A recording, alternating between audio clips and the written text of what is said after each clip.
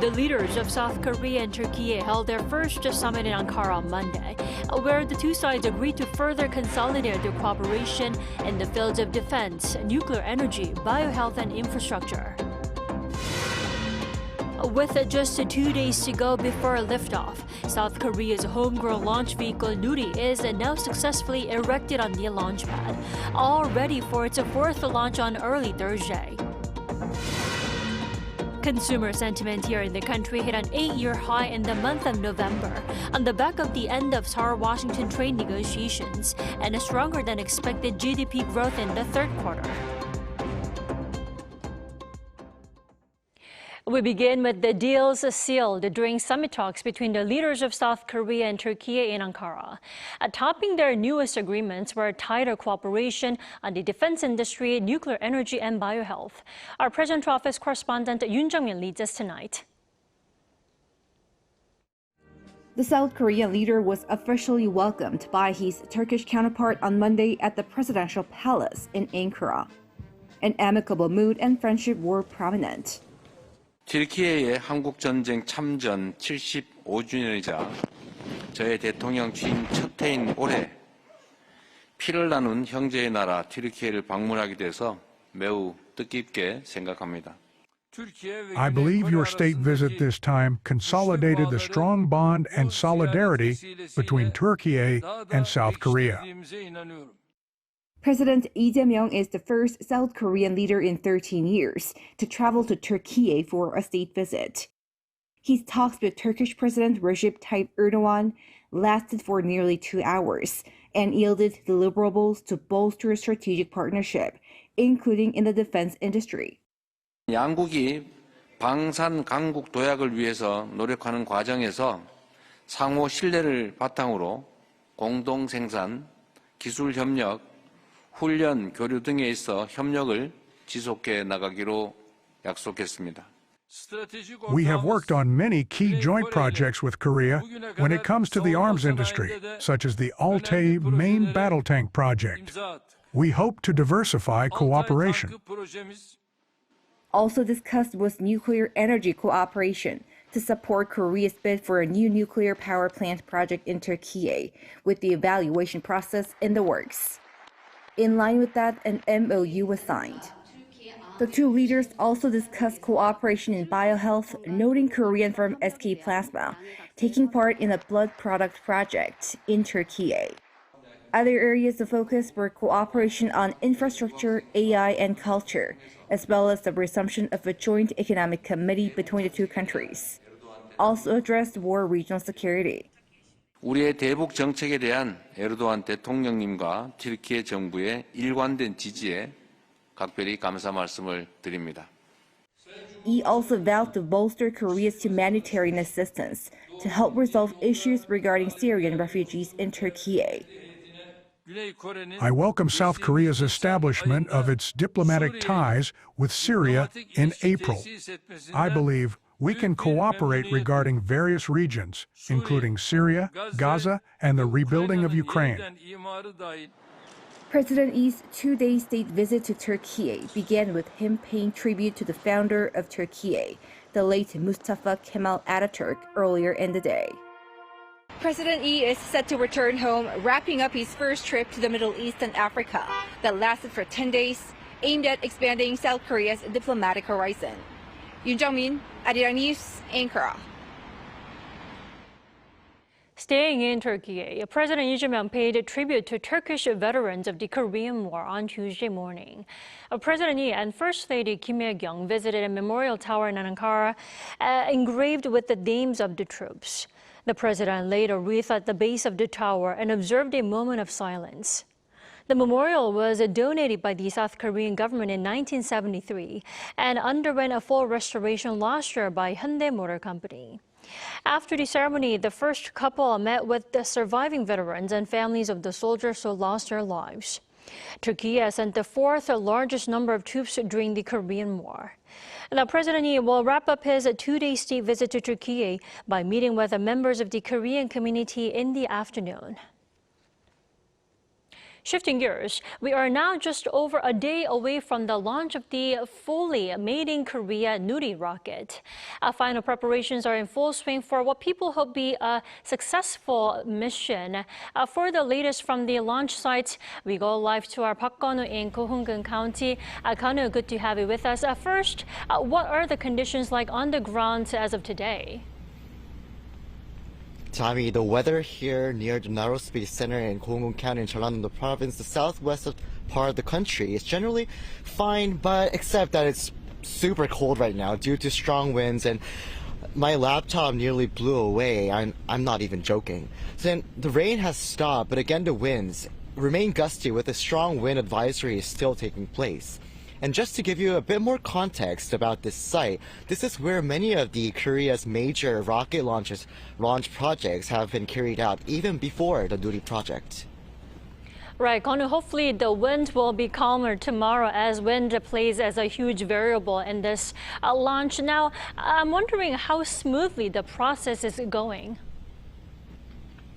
So at the moment, most procedures are running pretty smoothly, I must say, despite the severe weather. And before 2 p.m. Korea time, the Nuri rocket was erected and secured in place so that it remains stable even under strong winds. And that comes after a delay of about 1.5 hours earlier this morning due to unexpected rain and also once again strong winds.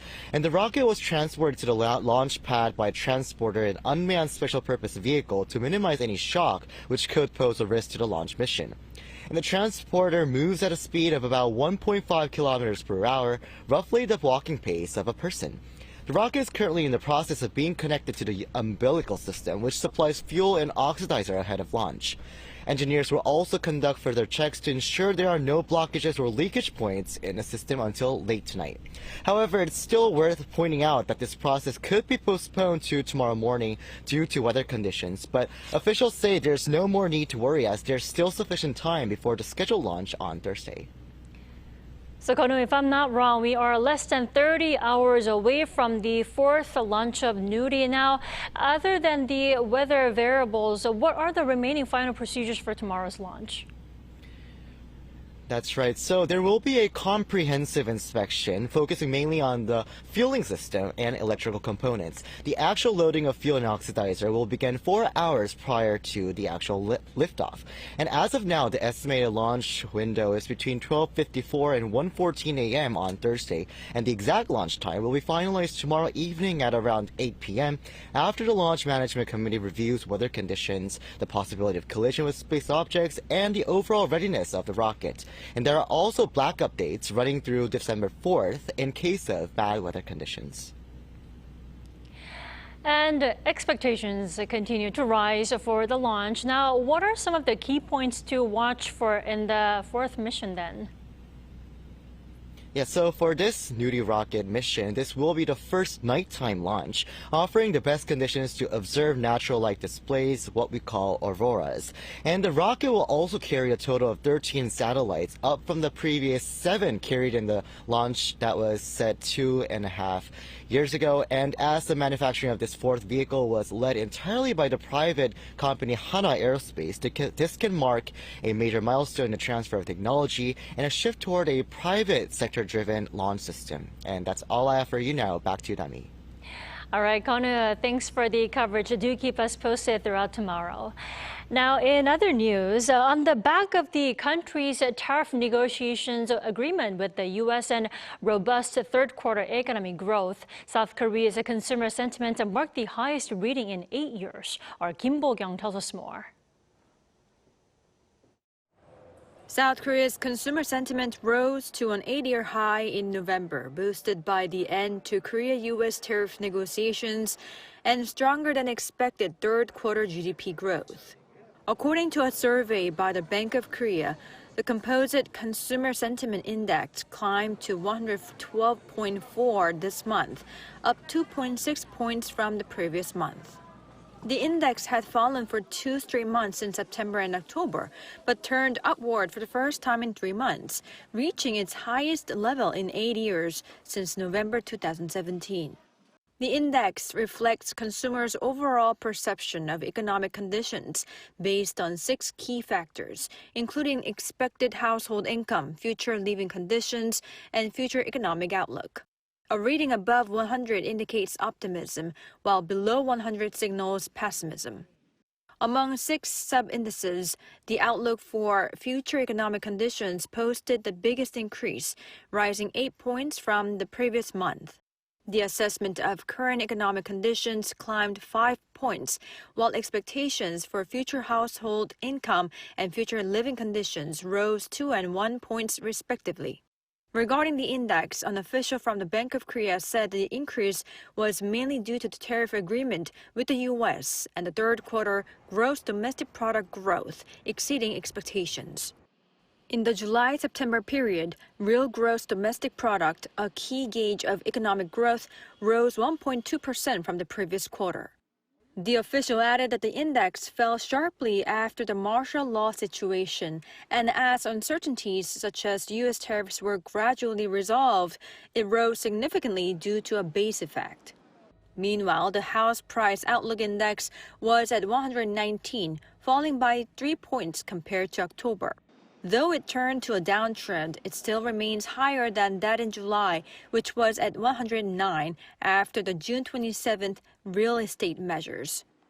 김보경, Arirang News.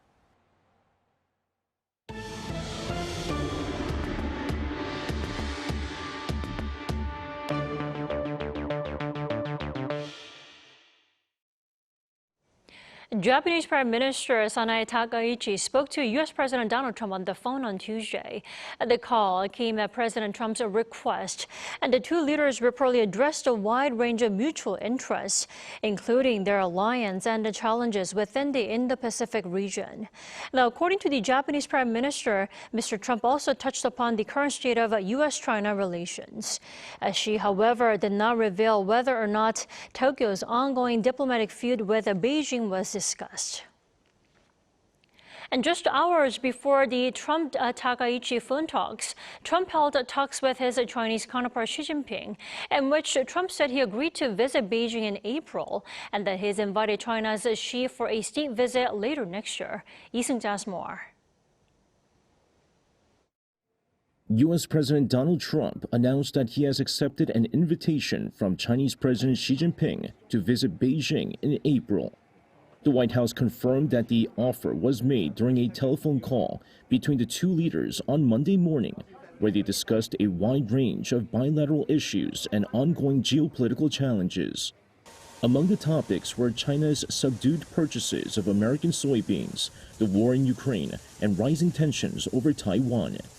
The latest call comes several weeks after the two leaders held a summit in South Korea.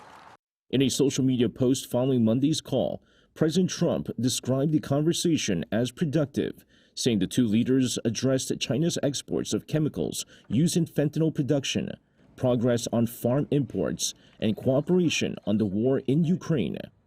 He said both sides had made meaningful progress since their summit in South Korea, and added now was the time to set sights on the big picture. The Chinese government also released its account of the call. State media reported that President Xi urged both nations to preserve what he described as the positive momentum achieved in South Korea. Beijing emphasized that the Ukraine conflict remains a priority and said that China is seeking further communication with Washington on international security concerns. The Chinese readout also contained stronger language on Taiwan. According to Beijing, President Xi stressed that China views Taiwan's return as an essential component of the post-war international order and reiterated that Beijing expects Washington to respect what it describes as China's core interests. President Trump has previously said that Taiwan was not discussed during the South Korea summit, but White House officials have yet to clarify whether it was raised during Monday's call. Meanwhile, as part of that diplomatic push, President Trump also confirmed that he has invited President Xi for a formal state visit to the United States. Both visits are expected to frame the next phase in the effort to restore more predictable relations between the world's two largest economies. Lee Seung-jae, Arirang News.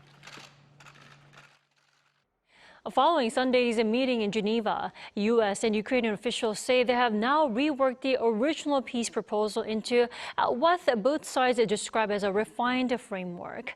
The White House says only a couple of disagreements remain, while President Donald Trump signaled that something good just may be happening. Arirang reports. U.S. and Ukrainian officials have reworked a peace proposal following talks in Geneva on ending the war in Ukraine.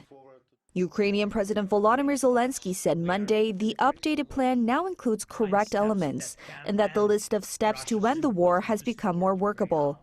But he stressed that the most sensitive issues, including long-term security guarantees, will be handled directly with Washington. As of now, after Geneva, there are fewer points, no longer 28, and many proper elements have been incorporated into this framework. There is still a lot for all of us to work on together. It's very difficult to finalize the document, and we must do everything properly. The revisions follow pushback from European allies, who drew up their own counter-proposal after rejecting elements seen as favoring Russia. Those amendments were quickly dismissed by Moscow as completely unconstructive. At the White House, Press Secretary Carolyn Levitt emphasized that Washington is engaging both sides equally and that most points in the U.S. draft have already been agreed upon in Kyiv. Everybody inside feels optimistic about what happened and transpired yesterday in Geneva. Secretary Rubio, Special Envoy Witkoff, the whole team really worked through the points of that 28-point peace plan that the United States authored with input from both sides, the Russians and the Ukrainians. Meanwhile, negotiations are taking place against a tense backdrop. A massive drone strike in Kharkiv killed 4 people over the weekend, while a Ukrainian drone attack near Moscow knocked out power for thousands. European leaders say more work is needed and that they will meet again this week to coordinate their position. Kyiv and Washington expect further revisions in the coming days as they push toward a just and lasting peace. Pyongyang, Arirang News. The APEC CEO Summit, an official side event of the APEC Asia-Pacific Economic Cooperation Leaders meeting in Gyeongju held in October, set a record for the largest number of participants in its history. The Korea Chamber of Commerce and Industry announced on Tuesday that a total of 2,224 participants attended the summit. The forum featured 12 heads of state and government leaders, 67 business leaders, and 1,852 executives from 713 companies. The number of visitors to Gyeongju also significantly increased after the APEC event, reaching 5,896,309, a 23% increase compared to the same period last year.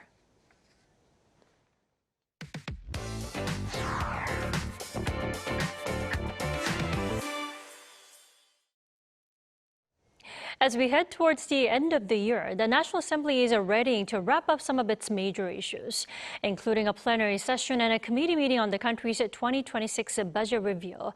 For more, we have our political correspondent An Sung-jin here in the studio. Welcome, Sung-jin. Great to be here, Dami. So, Sung-jin, this week seems to be like a busy one at the National Assembly. Let's go over what it's dealing with by step. Starting with the plenary session on Thursday, what are some of the key points that are set to be discussed?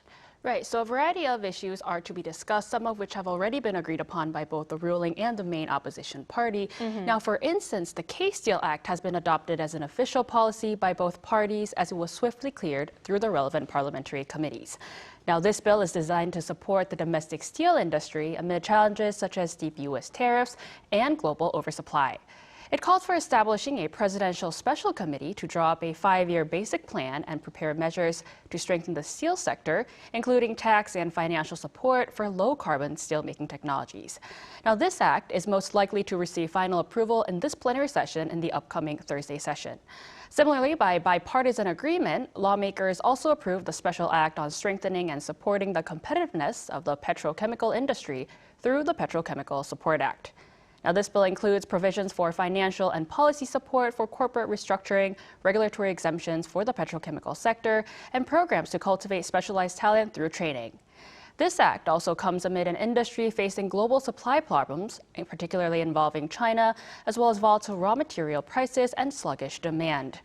However, there will be a contentious issue that has been stirring up tension within and between both parties. Now, heightened tension surrounds the motion to arrest former PPP floor leader Chu Gyeongju. Chu is facing charges of obstructing the assembly vote to lift the martial law declaration back on December 3rd last year. The motion for arrest had been submitted earlier, and the vote on it will take place at the plenary session on Thursday, with Chu stating that he will waive his assembly immunity from arrest. So the plenary session is looking to be a busy one with ample bills to go through. Right, and the Assembly is also looking at South Korea's 2026 budget. And Songjin, this Friday there's another meeting set. Now, what can we expect to happen from that meeting? Right, so we are exactly about a week away from the country's deadline of the 2026 budget. Now, that being said, the ruling party will hold a committee meeting on Friday to ensure that the budget is finalized on time. The Special Committee on Budgets and Accounts has been reviewing the 2026 budget through full sessions and subcommittee meetings through last week. And this week, a so-called small subcommittee will be convened and composed of a chair, ruling and opposition party secretaries, and the second vice minister of the finance ministry. Now, the DP members of the committee held a press conference on Monday saying that it was necessary to ensure that the budget review serves the public rather than the political strife, and urged the PPP to cooperate constructively. We will quickly resolve all issues and finalize the budget within the statutory deadline by approving it at the plenary session. Most of the 728 trillion won budget has already been adjusted, and the remaining part is deciding on the core projects. However, the PPP denounced the budget proposal and instead noted that they would compile a true budget for the people's livelihood, consisting of projects which include financial support such as special home ownership loans for those in their 20s and 30s. The budget plan is an irresponsible one that focuses only on cash injections and funding investment projects while rapidly increasing the national debt without presenting an economic development model. With the deadline of the budget proposal imminent, the two parties will have to reach a consensus, which we expect to see by the end of this week. Right, looks like we'll have to keep a close eye on it to see how that evolves over the next week. Songjin, thanks for coming in tonight. Thank you for having me, Dami.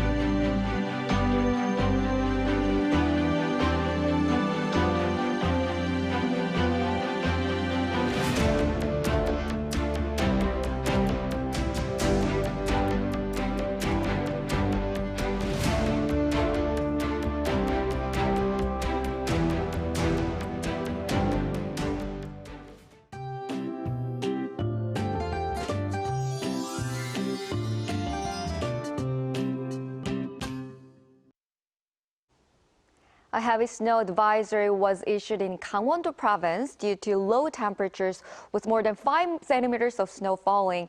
In addition, with bad levels of ultrafine dust, rain mixed with yellow dust has fallen around the country. In the meantime, around the Kohung area where the Narrow Space Center is located, a strong wind advisory is in place. It was hard to carry out work with gusty winds. However, on Thursday, when Nuri is scheduled to launch, no major disruption regarding the weather are expected. Tomorrow morning's temperature in Seoul, Chuncheon, and Gyeongju will plunge to 2 degrees Celsius, Daejeon at 3 degrees. Highs will be similar to today's at 12 degrees in Daejeon and Gyeongju, 10 degrees in Chuncheon. Rain is forecast again on Thursday, and severe cold is expected in the second half of this week. That's all for Korea. Here are the weather conditions around the world.